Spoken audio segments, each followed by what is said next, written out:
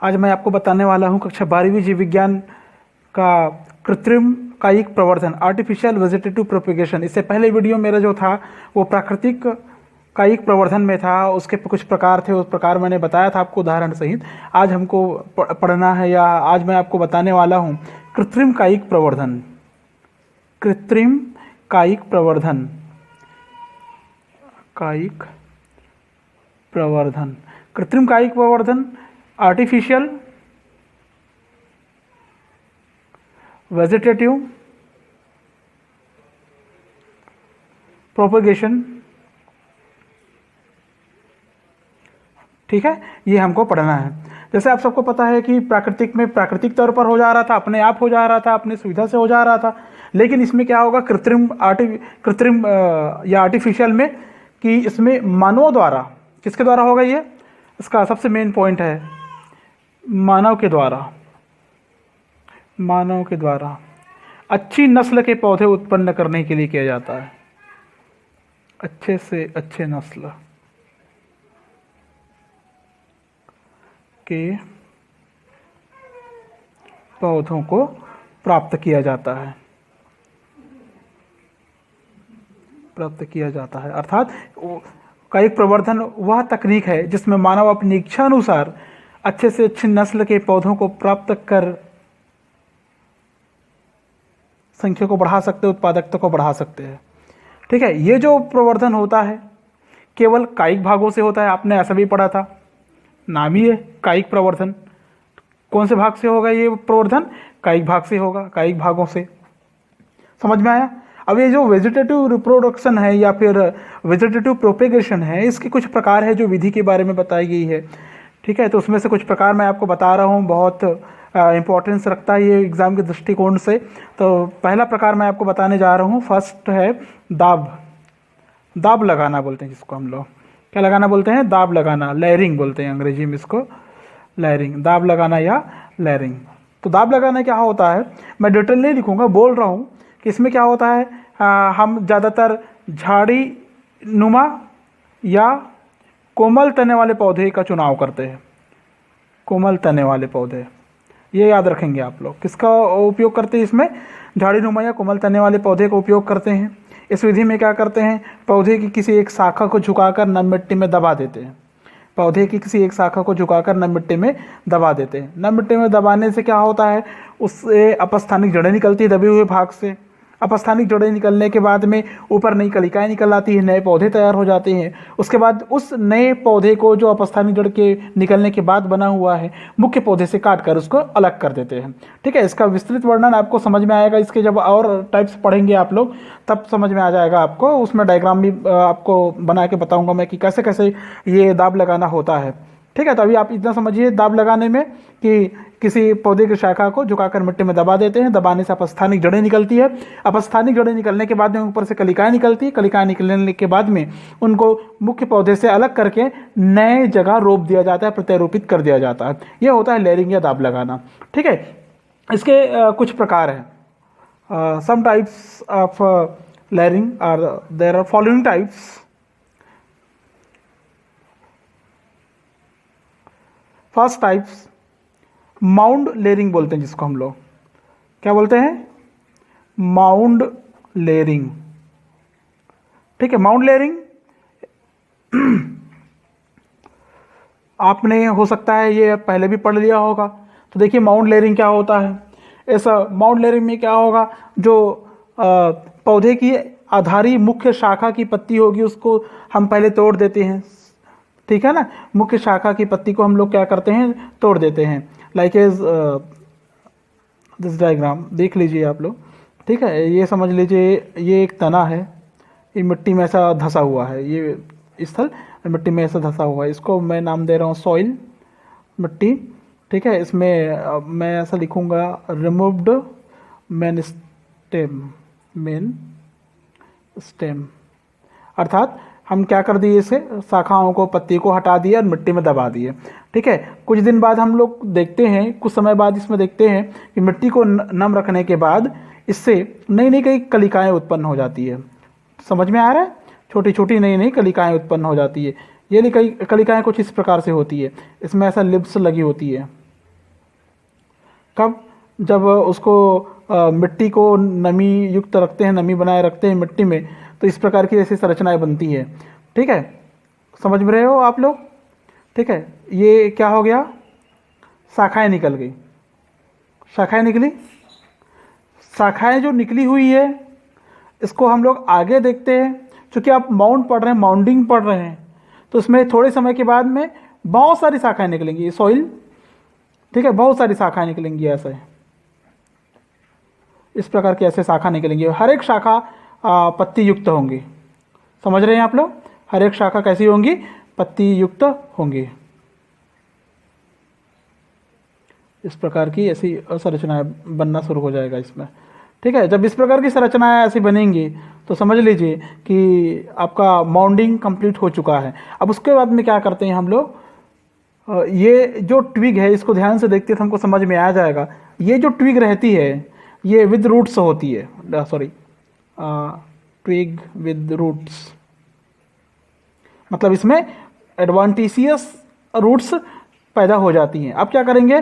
हम जड़ समेत एक एक कलिका को ऐसे काट के अलग करेंगे और इससे हम लोग नए जगह रोप कर नए जगह मिट्टी में लगाएंगे और न्यू प्लांट तैयार करेंगे। क्या तैयार करेंगे? न्यू प्लांट तैयार करेंगे। इस प्रकार की जो व्यवस्था होती है, इस प्रकार की जो विधि होती है, ये मैक्सिमम चेरी जानते हो, खाने का होता है एक प्रकार का फ्रूट, स्ट्रॉबेरी या strawberry. Next jasmine, grapes etcetera, इन सब में पाई जाती है। ठीक है, इसका सेकेंड टाइप से आता है ट्रेंच लेयरिंग। ट्रेंच का मतलब होता है नाली बनाना। ट्रेंच का मतलब क्या होता है? नाली बनाना, ट्रेंच लेयरिंग। ठीक है, नाली बनाना। इसमें क्या होता है?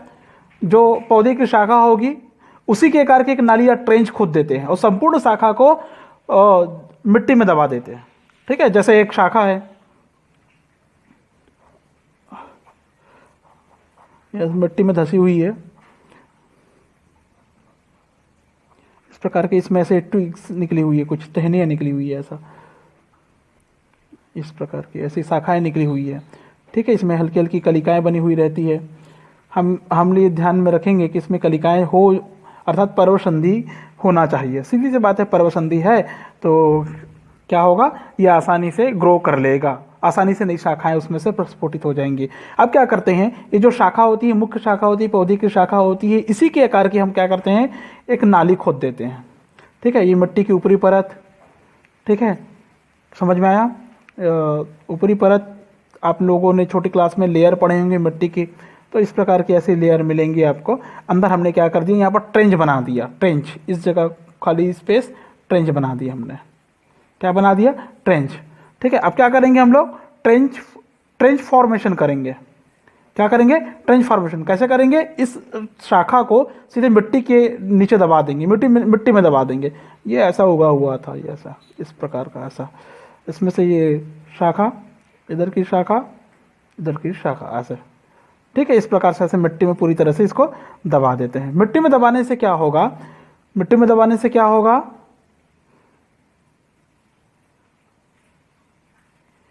मिट्टी में दबाने से फायदा ये होगा कि यहाँ से अपस्थानिक जड़ें ग्रो करेंगी, इनकी पर्वसंधियों से ग्रो करेंगी, इनकी पर्वसंधियों से ग्रो करेंगी, इसकी पर्वसंधियों से करेंगी। इस प्रकार जमीन के ऊपरी हिस्से में क्या होगा? सॉइल के ऊपर हिस्से में, मिट्टी के ऊपर हिस्से में आपको इस प्रकार की ऐसी छोटी छोटी ट्विग दिखाई देंगी, टहनियाँ दिखाई देंगी, नई नई शाखाएं दिखाई देंगी। ऐसा इस प्रकार की मिट्टी में पूरी धसी हुई है। ठीक है, इस प्रकार की शाखाएं दिखाई देंगी और हर एक शाखा में आपको क्या मिलेगा? नीचे एडवांटिशियस रूट्स। अब जाहिर सी बात है, अगर ऊपर आपको दिखाई दे रही है मतलब नीचे रूट्स अवेलेबल है। रूट्स अवेलेबल है मतलब आप इसके एक एक शाखा को काट के अगर न्यू जगह लगाते हैं तो आपको न्यू प्लांट तैयार मिलेंगे, न्यू प्लांट आराम से मिल जाएगा। इसका एग्जांपल होता है एप्पल, जानते हैं आप लोग? एप्पल और क्लेमेटिस एटसेट्रा इसका एग्जांपल है। नेक्स्ट इसमें टाइप्स आता है टिप लेयरिंग। टिप मीन्स होता है अग्रभाग। टिप मीन्स क्या होता है? अग्रभाग। नाम से स्पष्ट है, अग्रभाग का लेयरिंग करेंगे, सीधी सी बात है किसका लेयरिंग करेंगे? अग्रभाग। जो मुख्य शाखा होती है उसके अग्रभाग को मृदा में तब तक दबाए रखना है जब तक कि उससे जड़ें नहीं निकल आए। मतलब कोई पौधा है, मिट्टी में उगी हुई है, ये प्लांट,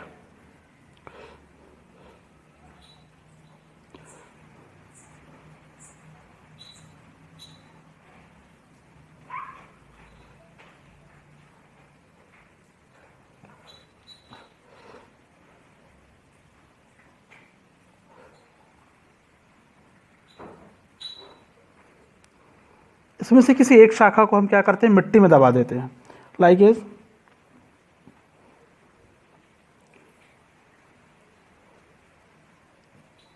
इस प्रकार से इस मिट्टी में हम लोग दबा देते हैं इसको।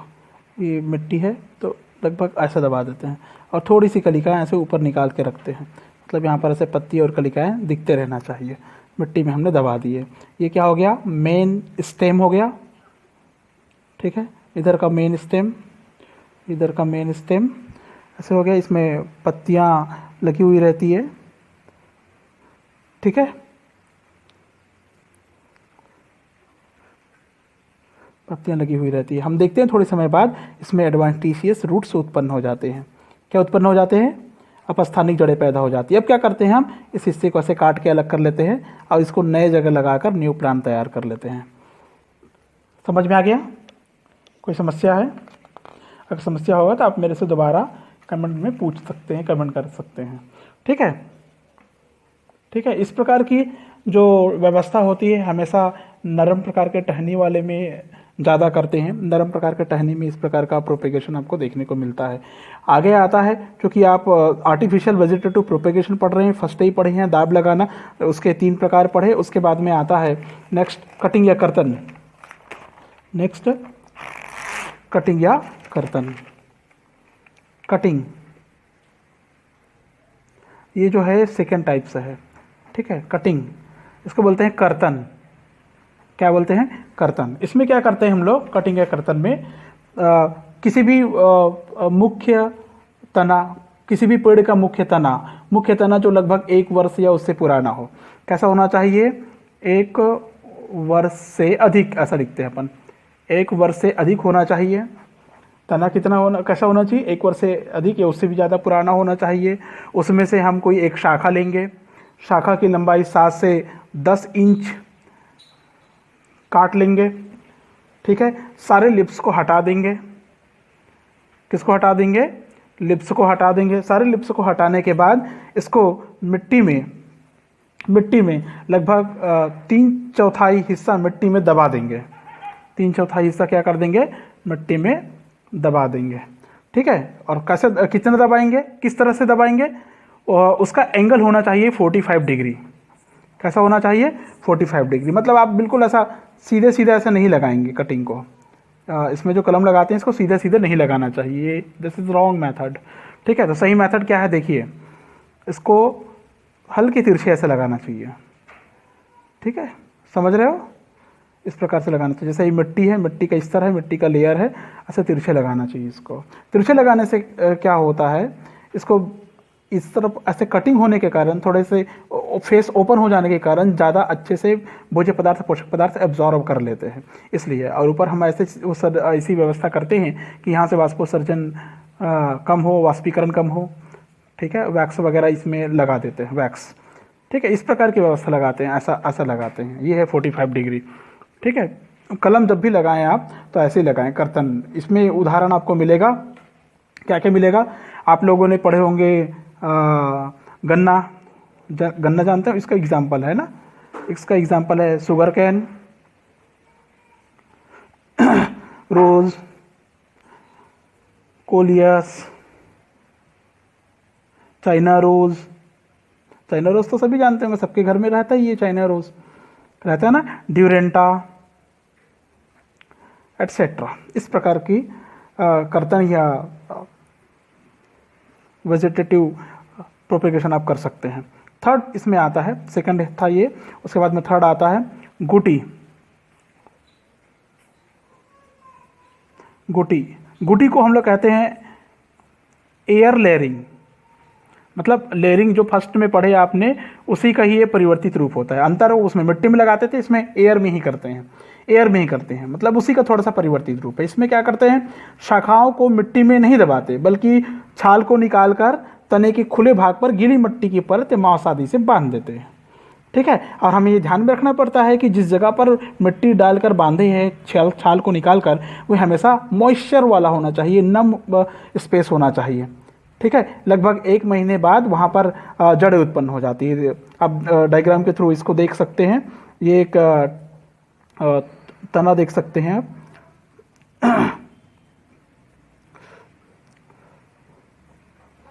ये लगी हुई है। हम इसमें सबसे पहले क्या करेंगे, गोटी कर रहे हैं, एयर लेयरिंग कर रहे हैं, तो चने को छाल को निकालेंगे। छाल को निकालेंगे मतलब इसमें क्या करेंगे, गर्डलिंग करेंगे, GIRD, गर्डलिंग करेंगे। गर्डलिंग करेंगे का मतलब क्या होता है जी, किसको बोलते हैं गर्डलिंग? मेखला बनाना। क्या बनाना? मेखला बनाना को गर्डिंग बोलते हैं। ठीक है, मैं मेखला बना रहा हूँ ना, अब ध्यान से देखिए। इस जगह को मैंने काटा, छाल निकाला, इस प्रकार की ऐसी व्यवस्था बना दी है ये। ठीक है, ये हो गई गर्डलिंग, इसको बोलते हैं गर्डलिंग। कट गया, छाल यहाँ से क्या हो गया, निकल गया। जानकारी के लिए मैं लिख देता हूँ, रिमूव्ड बार्क, छाल को निकाल दी हमने। छाल को निकाले, अब उसके बाद भी क्या करेंगे, उसमें गुटी करेंगे। क्या करेंगे? गुटी करेंगे या गुटिंग करेंगे। गुटिंग करेंगे तो कैसा करेंगे गुटिंग? बहुत सिंपल सा प्रोसेस है। जैसा आपने थ्योरी में अभी सुना कि वहाँ पर मिट्टी या क्या लगा देते हैं, मांस की परत बांध देते हैं उसमें, ऐसा सुने थे। तो किस जगह पर बांधेंगे? जिस जगह पर हमने ग्लेडरिंग की है वहीं पर। तो इस जगह पर हमने किया था, तो यहाँ पर ऐसा मिट्टी की परत ऐसे करके इस पूरे टहनी को बांध देते हैं, ये ऐसा, समझ रहे हो? ठीक है, ये जो मोटा स्पेस बनता है यहाँ पर मिट्टी है समझ लीजिए, और ये पूरा ढका हुआ है, ये वाला हिस्सा ये ऐसे ढका हुआ है। और उसको हम लोग क्या करते हैं, हल्के रस्सी से बांध दिए रहते हैं चारों तरफ को। ठीक है, और एक ऐसी व्यवस्था करते हैं कि यहाँ पर लगातार पानी इसको मिलता रहे। पानी कैसे मिलेगा जी? किसी और दूसरे बड़ी टहनी में क्या कर देंगे, एक मटका बांध देंगे, मटका में एक छोटा सा छिद्र रखेंगे, यहाँ पर ऐसा रस्सी ले आएंगे, तो इससे पानी हमेशा इसको मिलता रहेगा। समझ में आया? इस प्रकार के एग्जाम्पल हमको देखने को मिलता है, या इस प्रकार का कार्य हम कर सकते हैं पोमग्रेनेट में, ऑरेंज में, लेमन में, गुआवा में, लीची में, एट्सेट्रा। और भी एग्जाम्पल मिलेंगे आपको। ठीक है, खोजने की कोशिश ज़रूर करिए, आप लोग ढूंढने की कोशिश करिए। ग्राफ्टिंग, नेक्स्ट आता है ग्राफ्टिंग। ग्राफ्टिंग क्या होता है? ग्राफ्टिंग में भी हम क्या करते हैं, क्योंकि आप वेजिटेटिव पढ़ रहे हैं, अर्थात इसमें भी क्या करते हैं, एक छोटी कलिका होता है। क्या होता है? एक छोटी कलिका को किसी विकसित शाखा जो पहले से स्थापित है उसमें स्थापित करते हैं, उसमें प्रत्यारोपित करते हैं। मतलब एक कलिका को पहले से ज़्यादा मजबूत शाखा में स्थापित करते हैं। वो जो स्थापित करते हैं छोटी कलिका को बड़ी में, वो लगभग एक ही जाति का, उसी से मिलती उपजाति का होना चाहिए। ठीक है, हम इस प्रकार से व्यवस्था करते हैं, व्यवस्थित करते हैं उसको कि दोनों उत्कों का संयोजन हो सके। समझ में आया? और दोनों मिलकर एक साथ एक पौधे के रूप में वृद्धि कर सके, ये होता है ग्राफ्टिंग। ठीक है, ग्राफ्टिंग के लिए हम क्या करते हैं, हम जो सबसे छोटा टुकड़ा लेते हैं उसको बोलते हैं सायन। सायन मीन्स क्या होता है? कलम। छोटा टुकड़ा, छोटी टहनी, पतली, लगभग 4 से 12 इंच का। समझ में आ गया? और जिसमें प्रत्यारोपित करेंगे, जिसमें लगाएंगे, सायन को जिसमें लगाएंगे वो कहलाता है स्टॉक। स्टॉक या स्कंध बोलते हैं इसको। क्या बोलते हैं? स्कंध या मुख्य तना बोलते हैं। समझ में आ गया? उसमें लगाते हैं। कैसे लगाएंगे? उसके लिए 2 विधि है। पहली विधि है स्प्लाइस ग्राफ्टिंग। स्प्लाइस ग्राफ्टिंग में क्या होता है, दोनों को तिरछे काटते हैं। मतलब हम लोग कैसे काटते हैं इसको, तिरछे होना चाहिए, तिरछे होना चाहिए कटिंग। तो कैसे तिरछे होना चाहिए? एक पतली कलिका, ये इस प्रकार कैसे तिरछी, ये हो गया आपका शायन, ठीक है। और एक मुख्य जो जिसमें हम लोग प्रत्यारोपित करना है या जिसमें हमको उसको कनेक्ट करवाना है, ठीक है, वो काफ़ी मोटी होना चाहिए, इसको बोलते हैं स्टॉक, ठीक है। ये पहले से स्थापित रहता है ज़मीन में और ये कलिका हम किसी दूसरे पौधे से लाके इसमें प्रत्यारोपित करते हैं। अब क्या करते हैं, दोनों को इस प्रकार से मिला देते हैं कि दोनों एक पौधे के समान ग्रो करे या गति करे। ऐसा थोड़ा सा ये मोटा है नीचे वाला, समझ में आया? तो इस प्रकार से, और इस जगह को हम लोग इस संरचना को कहते हैं ग्राफ्टिंग। क्या बोलते हैं? ग्राफ्ट। समझ में आ गया? मतलब ये कटिंग किए, कटिंग का वो एक ऊपर वाला कटिंग, तिरछे कटिंग, दूसरा नीचे कटिंग, ऑब्लिक। क्या बोलते हैं इसको? ऑब्लिक, तिरछे कटिंग, ठीक है। समझ में आ गया? शायन और स्टॉक, इसमें भी ये शायन और इसमें स्टॉक, ये वाला हो गया स्टॉक। समझ में आ गया? इस प्रकार इसमें वृद्धि होती है। और यहाँ पर क्या करते हैं, वैक्स से ढक देते हैं, मिट्टी लगाकर वैक्स से ढक देते हैं, नमी बनाए रखते हैं, ताकि वैक्स इसलिए करते हैं ताकि जीवाणु उस पर प्रवेश ना कर सके। समझ में आ गया? और एक पौधे के समान ये लोग ग्रो करते हैं, गति करते रहते हैं। दूसरा इसमें एग्जाम्पल देख लीजिए आप लोग, दूसरा टाइप्स देख लीजिए, तो विप, विप ग्राफ्टिंग बोलते हैं जिसको हम लोग। क्या बोलते हैं? Whip grafting. विप ग्राफ्टिंग में क्या होता है, इसमें जो विप ग्राफ्टिंग होता है, इसमें हम लोग दोनों को डायगोनली काटते हैं। क्या करते हैं? डायगोनली। डायगोनली मतलब विकर्णीय रूप से काटते हैं, मतलब लगभग इस प्रकार की ऐसी संरचना बनाते हैं। ये याद रखोगे, डायगोनली। समझ में आया? देखो, एक शायन है, एक कलिका, कलिका नहीं कहेंगे यहाँ पर, पतली तनी। देखो ये एक संरचना, ये हो गया सायन, ठीक है। और दूसरी जो पहले से ही स्थापित है, ग्राफ्टिंग पटर याद रखना, जो पहले से ही स्थापित है, ये मान लो ऐसा गमले में लगा हुआ है। किस में लगा हुआ है? ऐसा गमले में लगा हुआ है। समझ में आ गया? ये गमले में ऐसा धंसा हुआ है, ठीक है। ये पहले से, इसको बोलते हैं हम लोग स्टॉक। इस प्रकार की व्यवस्था करते हैं। इसमें भी क्या करते हैं, इस हिस्से में क्या करते हैं, मटर डालते हैं, मटर डालने के बाद में या नमी रखने के बाद में उसको वैक्स से ढक देते हैं, वैक्स कवर्ड कर देते हैं। समझ में आया? इस प्रकार की व्यवस्था कहलाती है विप ग्राफ्टिंग। अच्छा, एग्जाम्पल देख लीजिए इसमें। एग्जाम्पल जो जो होता है इसमें, एप्पल, लेमन, मैंगो, मैंगो, रोज़, एट्सेट्रा, और भी एग्जाम्पल मिल जाएंगे आपको अगर आप लोग ढूंढना चाहें तो। समझ में आया? इसके बाद ये दूसरा हो गया। इसका तीसरा देखिए, इसी का तीसरा, थर्ड, टंग बोलते हैं एक को, टंग ग्राफ्टिंग। टंग ग्राफ्टिंग मतलब जीवा किसके समान संरचना होना चाहिए? जीवा के समान संरचना होनी चाहिए, जीवा।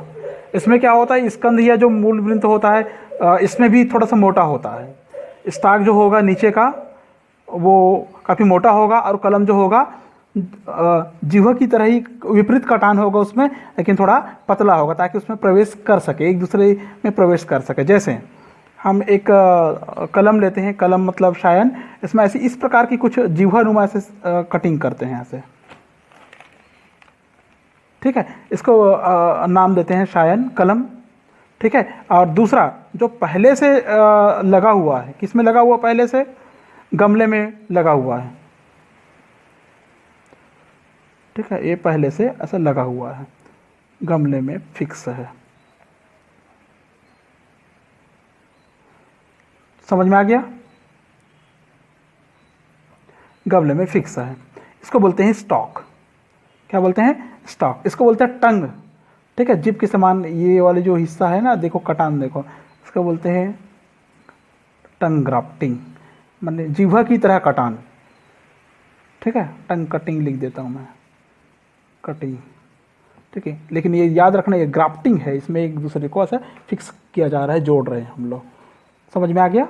इसमें भी क्या करते हैं, मिट्टी डालते हैं, मिट्टी डालने के बाद क्या कर देते हैं, उसको बांध देते हैं, ठीक है। ये ऊपर वाला था आपका, इस प्रकार की ऐसी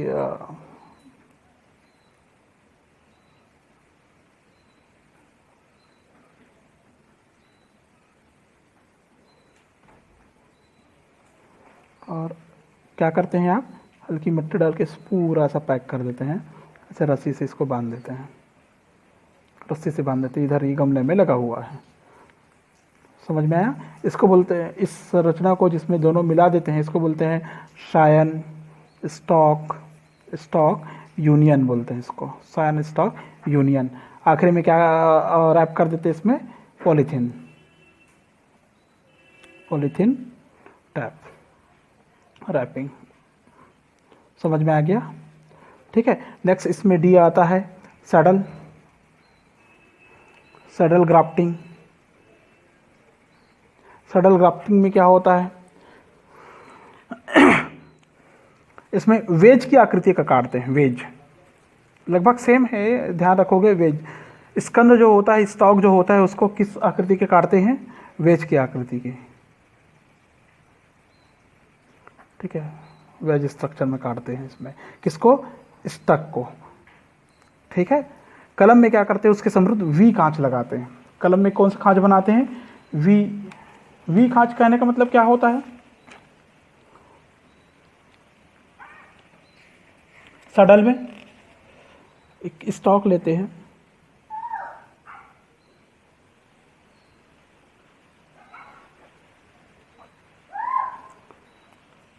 ठीक है। इस प्रकार की व्यवस्था सडल में, कलम में वी आकार की खांच बनाएंगे हम लोग, वी आकार के खांच, ठीक है। और स्टॉक में इस प्रकार का खांच बनाए रखेंगे हम लोग, जो एक और पढ़े थे ना शुरू में, अगर आपको याद आ रहा होगा तो, ठीक है। ये भी लगभग वी टाइप जैसे ही है, तो इस प्रकार की व्यवस्था होती है इसमें भी। ये होता है सायन, ये होता है ये स्टॉक। समझ में आ गया, ठीक है, ठीक है। इस प्रकार से फिक्स तो होता है। अब इसको सैडल बोलने का कारण क्या है जानते हो, सैडल देखो, कटिंग देखो, मैं कटिंग कर रहा हूँ, और ये हो गया आपका एक सायन, और इस प्रकार की ऐसी कटिंग हो, ठीक है। और इसमें जो कटिंग होगा स्टॉक में, वो कैसे होगा, ये इसको पकड़ने के लिए होगा ही, ठीक है। साथ में लगभग इस प्रकार की ऐसी कटिंग रहेगी स्टॉक, ये याद रखेंगे आप लोग, सायन, ठीक है। ये होता है सैडल। क्या होता है, सैडल। अंगूठे की जो हड्डी जुड़ी हुई ना, सैडल जॉइंट्स के नाम से जाना गया है इसको, ठीक है। नेक्स्ट इसमें आता है क्लैप्ट। क्या होता है, क्लैप्ट ग्राफ्टिंग। क्लैप्ट का मतलब क्या होता है, क्लैप्ट में क्या होता है, इसमें भी जो स्टॉक होता है वो चौड़ा होता है। स्टॉक कैसा होता है, चौड़ा होता है, ठीक है। एक पतली सायन लेते हैं, ठीक है, उसमें वेज टाइप कटिंग करते हैं, ऐसा वेज टाइप कटिंग करते हैं, ठीक है ना। कौन सा टाइप कटिंग करते हैं, वेज टाइप, याद रखेंगे इसमें, इसको बोलते हैं वेज टाइप कटिंग।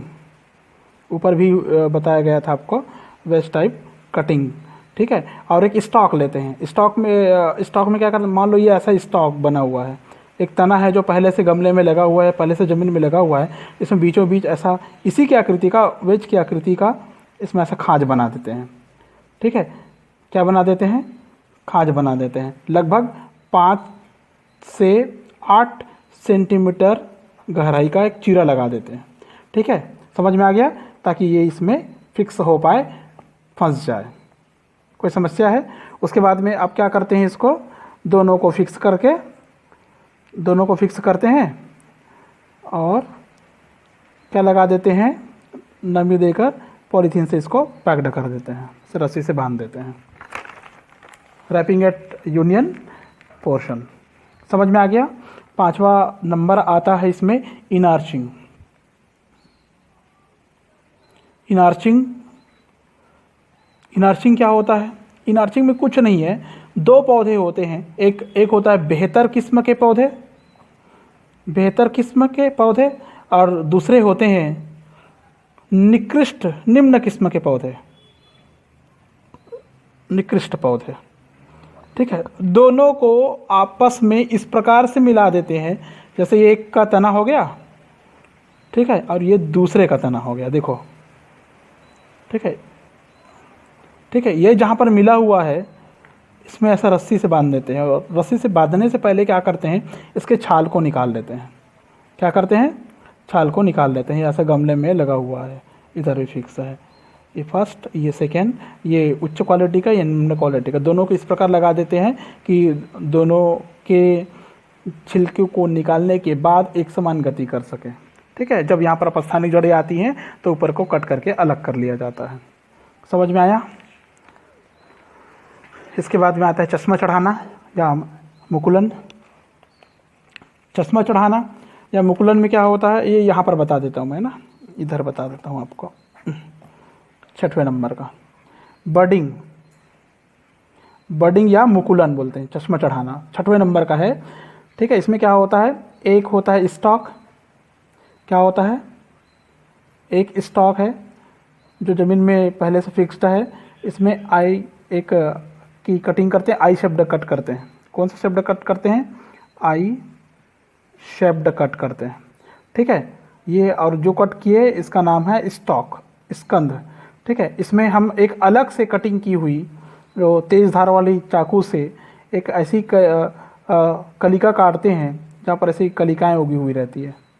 ठीक है, समझ में आ गया। ये क्या है, सेपरेटेड बर्ड कहलाता है, सेपरेटेड बर्ड कहलाता है। इस सेपरेटेड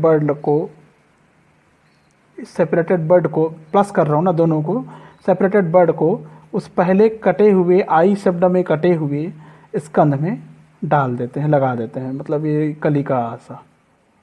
ठीक है, ऐसा डाल देते हैं और क्या करते हैं, डालने के बाद इसको हल्का ऐसे बांध देते हैं। ठीक है, समझ में आ गया। पॉलीथीन की पट्टी लपेट देते हैं, पट्टी लपेट देते हैं। दोनों के ऊतक आपस में संपर्क में रहना चाहिए। वर्षा ऋतु में ज़्यादा अच्छे से करते बनता है। 20 दिन के बाद इसमें स्टॉक वृद्धि करने लगते हैं। ठीक है, गुलाब में अलग अलग प्रकार के वैरायटी की गुलाब चाहिए रोज़, तो उसके लिए काफ़ी कारगर विधि है। आम में भी कर सकते हैं आप लोग। ठीक है, इत्यादि। फिर लास्ट में आता है माइक्रो प्रोपेगेशन। यहाँ पर बता देता हूँ आपको, micro propagation, micro propagation, micro propagation. Micro propagation मतलब क्या होता है, जब हम लोग कोई बागवानी करते हैं, कृषि करते हैं, वानिकी करते हैं, तब पौधे के विभिन्न भागों को तेजी से वर्धी रूप से विभाजित करवाकर अल्प समय में हजारों की संख्या में पौधों को प्राप्त करना माइक्रो प्रोपेगेशन या सूक्ष्म प्रसारण तकनीक कहलाता। मैं फिर से बता देता हूँ। ठीक है, कुछ ऊतकों से हजारों ऊतक प्राप्त करना कम समय में माइक्रो प्रोपेगेशन कहलाता है। ठीक है, इसके लिए जो ऊतक हम लोग उपयोग करते हैं या पादप अंग उपयोग करते हैं वो होता है anther, pollen grain, embryo, etcetera. समझ में आ गया, समझ में आ गया। ऊतक को क्या करते हैं, पहले कल्चर्ड मीडियम में रखते हैं, कल्चर्ड करते हैं, संवर्धित माध्यम में रखते हैं, वहाँ पर उसके कैलस बनता है। ठीक है, कैलस को हम कैलस को फिर से बड़े जगह में प्रतिस्थापित करते हैं, इसको रिप्लेस करते हैं, दूसरे बड़े जगह में रोपते हैं। रोपने के बाद हम देखते हैं कि जनक पौधे के समान नए नए प्लांट तैयार हो जाते हैं।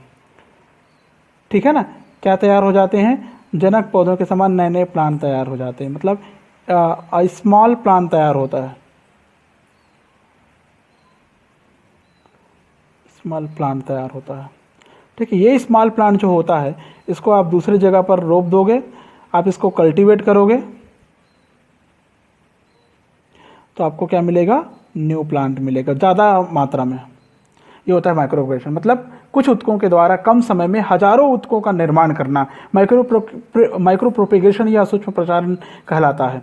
ये जो होता है आर्किड में होता है, कॉर्नेशंस में होता है, ग्लैडियोलस में होता है, एस्पेरेगस में होता है, गुलदाउदी में होता है, एटसेट्रा। ठीक, आज के लिए बस इतना ही। नेक्स्ट वीडियो में हम फिर से मिलेंगे।